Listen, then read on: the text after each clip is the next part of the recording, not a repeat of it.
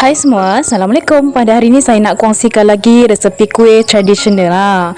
Dah lama kan saya tak kongsikan resepi kuih tradisional. Nah, ini pertama sekali saya nak ambil bahan utama kita iaitu labu. Ni labu ni saya tanam sendiri. Dan ni saya ambil sedikit je, dan untuk hari ni saya tak guna semua lah. Saya guna separuh je. Dan saya guna bahagian yang kecil ni. Jadi saya nak siang terlebih dahulu labu ni. Macam biasalah saya nak buang dia punya bahagian biji. Kemudian saya nak kupas kulitnya juga. Dan untuk biji tu jangan buang tau. Nanti boleh tanam lagi.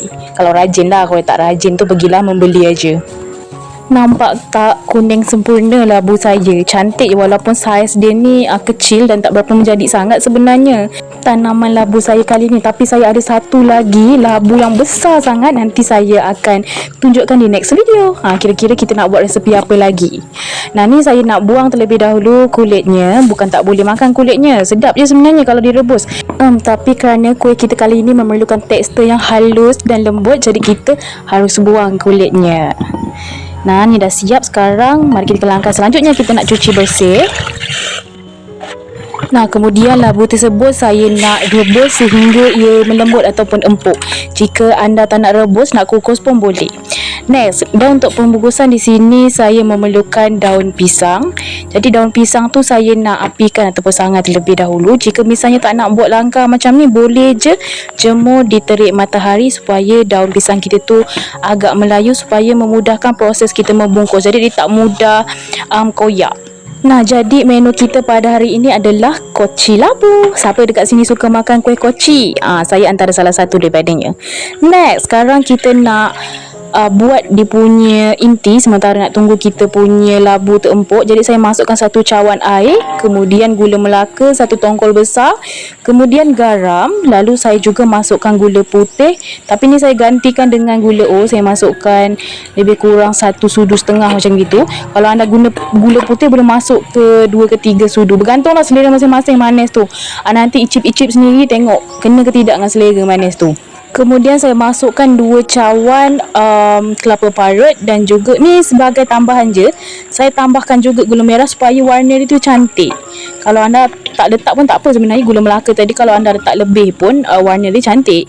Tapi kerana saya rasa tadi macam kurang, jadi saya tambah gula merah sikit bagi dia cantik, sebab gula merah tu pun kurang manisnya. Nah, ini dia tadi labu yang telah kita rebus, dah masak sempurna.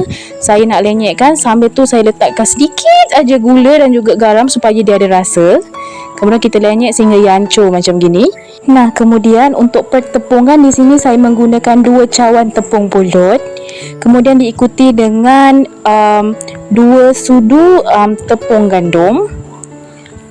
Lalu saya juga tambahkan lebih kurang 1 sudu tepung beras. Nah, kemudian kita kacau sebati bagi ia sekata semuanya. Lalu saya masukkan labu yang telah dilenyekkan, dapatlah lebih kurang 1/2 cawan. Kita campurkan bagi sekata semua. Kemudian saya tambahkan santan. Santan ni masukkanlah lebih kurang 1/2 cawan. Masukkan sedikit demi sedikit lah. Kalau misalnya kurang, boleh tambah lagi sehingga ia bertukar menjadi dough macam gini. Nampak tak? Tidak terlalu lembek dan tidak terlalu keras. Sekarang mari kita ke langkah selanjutnya. Sediakan daun pisang, kemudian sapukan minyak. Nah, kemudian ambil sedikit dough, lalu kita bentukkan bulat bagi memudahkan proses meletakkan inti. Kemudian kita tebuk macam gini, macam buat sarang gitu. Kemudian tinggal letakkan inti. Inti ni nak letak banyak, sedikit, sesuaikan dengan selera masing-masing. Pastikan inti tu tertutup sempurna. Bolehlah letakkan di atas permukaan daun pisang, lalu tinggal bungkus je macam gini. Lipat je kiri kanan. Dah, sesimpel ni je cara bungkusnya. Nah, kemudian lakukanlah proses yang sama sehingga habis.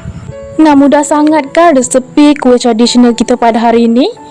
Bahan yang digunakan juga merupakan bahan asas yang biasa ada dekat rumah, dan cara pembuatannya pun tak terlalu rumit kan. Jadi lepas ni, kalau misalnya anda cukup bahan dekat rumah, ada labu ke kan, bolehlah cuba sendiri dekat rumah. Lebih puas hati kalau kita buat sendiri. Manisnya kita boleh sesuaikan dengan selera. Saiznya juga kita boleh sesuaikan dengan selera kita. Macam saya ni kan, macam biasalah, kalau buat kuih sukanya saiz-saiz di luar normal. Sama macam saya, sukanya yang gendut-gendut, biar orang makan sebiji je dah kenyang. Nah, siap sudah proses bungkus membungkus. Sekarang mari ke langkah selanjutnya. Panaskan pengukus. Kemudian marilah kita kukus kuih kita lebih kurang 25 minit.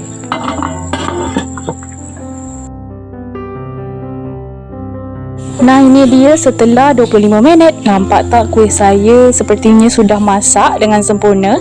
Mari kita lihat sama-sama bahagian dalamnya. Sekarang saya nak ambil beberapa biji kuih dan saya nak sejukkan.